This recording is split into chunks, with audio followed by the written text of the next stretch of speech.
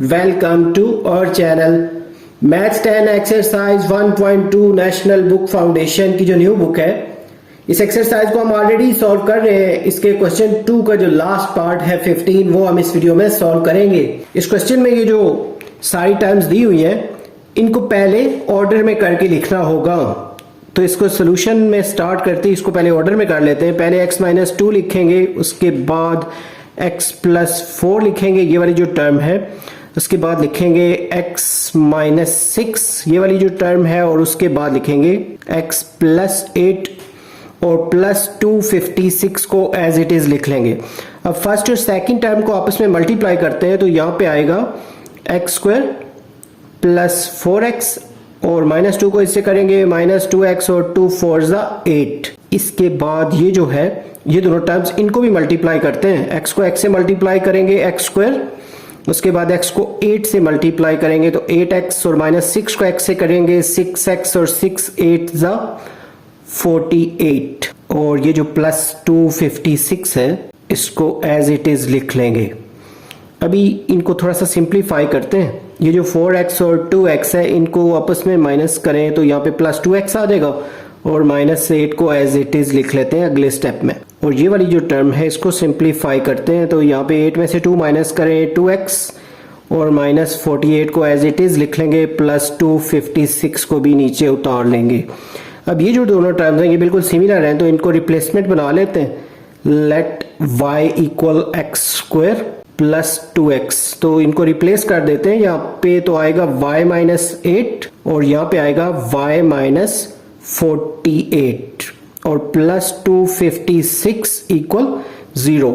इन दोनों टर्म्स को भी आपस में मल्टीप्लाई कर लेते हैं। y को y से मल्टीप्लाई करेंगे y², फिर y को -48 से करेंगे तो -48y, और फिर 8 को y से करें 8y, और +48 को 8 से मल्टीप्लाई करते हैं तो यहाँ पे आ जाएगा 384 कैलकुलेटर से मल्टीप्लाई करके। और ये जो 256 है इसको एज इट इज लिख लेते हैं।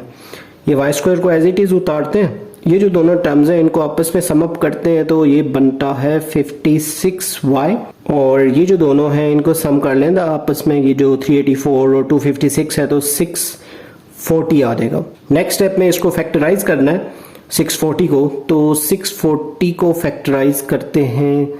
यहाँ पे इसका बेस्ट जो फैक्टर है वो 16 × 40, और दोनों के साथ लगा लेंगे माइनस। यहाँ पे लिखेंगे y² - 16y - 40y और +640 = 0। ये 16 और 40 को मल्टीप्लाई करेंगे तो 640 आ जाएगा, और इन दोनों को माइनस यानी सम अप करेंगे तो ये -56y भी आ जाएगा। इन दोनों में से y कॉमन ले लेते हैं, तो यहाँ पे आएगा y - 16, और इन दोनों में से 40 कॉमन ले लेते हैं तो यहाँ y आएगा, और ये माइनस की वजह से साइन चेंज होकर माइनस, और 40 का टेबल 640 पे जाएगा 16 टाइम, और इक्वल में है 0। तो एक आएगी टर्म y - 40, और जो दूसरी टर्म है वो y - 16, और इक्वल में 0 लिखेंगे।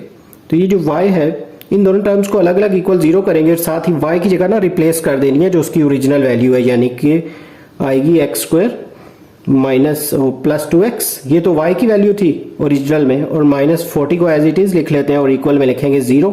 यहाँ भी y की जगह वही जो ओरिजिनल में हमने इसको लेट किया हुआ है, तो x² + 2x ये y की जगह, और -16 को एज इट इज लिख लेते हैं।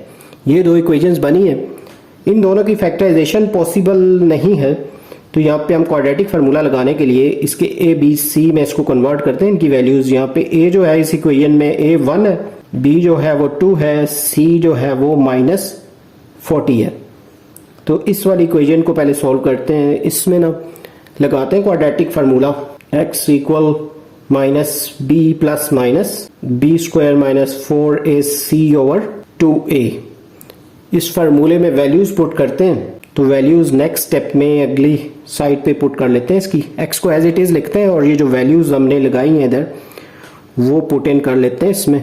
फार्मूले में वैल्यूज पुट करते हुए, जैसे a की वैल्यू 1 थी, b की वैल्यू 2 और c की वैल्यू -40, तो यहाँ फार्मूले में जब लिखेंगे माइनस फिर यहाँ पे 2 आएगा प्लस माइनस बी स्क्वायर है तो बी की वैल्यू जो है वो 2 है, और माइनस 4 ए की जगह पे 1 था और सी की जगह पे जो वैल्यू है वो माइनस 40 है, और ओवर में है 2a, ए की वैल्यू 1 है यहाँ पे। x इक्वल माइनस 2, फिर प्लस माइनस यहाँ पे ये जो 2 का स्क्वायर है ये 4 हो जाएगा, ये माइनस माइनस प्लस हो जाएगा, और 40 को 4 से मल्टीप्लाई कर दें तो 160 आ जाएगा।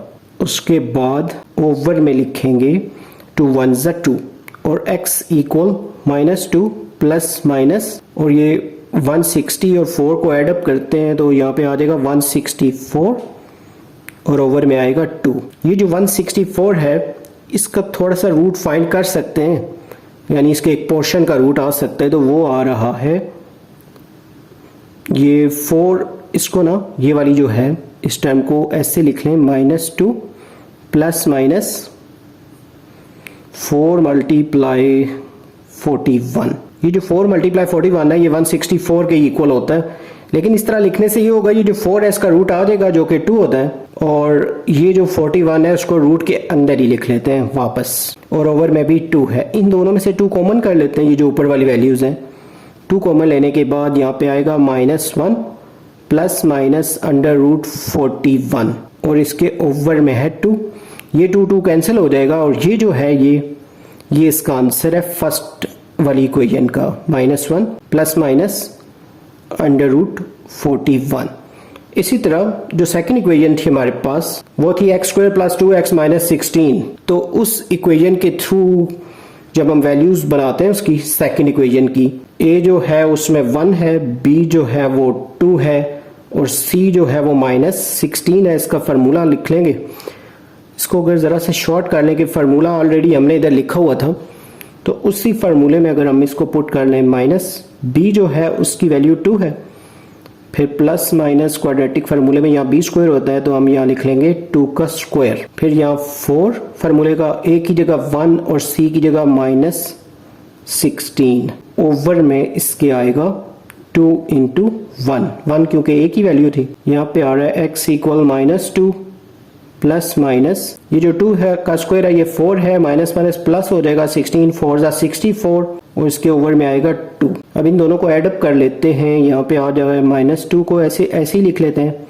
प्लस माइनस और रूट के अंदर 68 आ जाएगा, और ओवर में है 2। यहाँ पे आएगा x इक्वल ये -2 को लिखते हैं, और ये जो 68 है इसका भी थोड़ा सा रूट, यानी इसका एक पोर्शन जो है ना थोड़ा सा उसका रूट फाइंड हो सकता है। उसके लिए हम लिख लेते हैं यहाँ पे 4 मल्टीप्लाई 17 4 जा 68 होते हैं। इस तरह लिखने से ये होगा कि ये जो है 4 इसका रूट तो 2 आ जाएगा, लेकिन 17 का नहीं आ सकता, उसको रूट के अंदर ही लिख लेते हैं, और ओवर में 2 है। यहाँ पे आ जाएगा x इक्वल, इन दोनों में से 2 कॉमन ले लेते हैं, बीच में आएगा -1 प्लस माइनस अंडर रूट 17, और ओवर में है 2। ये 2 इस 2 से कैंसिल हो जाएगा। यहाँ पे जो सोल्यूशन सेट आ रहे हैं दोनों उनको हम लिख लेंगे।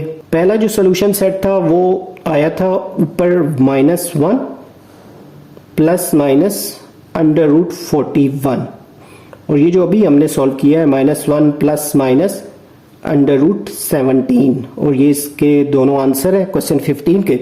यहाँ हमारा जो सेकंड क्वेश्चन है उसके सारे पार्ट्स कंप्लीट हो गए। लॉन्ग क्वेश्चन है काफी सारे इसमें, तो एग्जाम्स के लिए भी इंपॉर्टेंट है, प्रैक्टिस के लिए भी। इंशाल्लाह जल्द न्यू वीडियो में नए लेक्चर के साथ मिलेंगे। Have a nice time.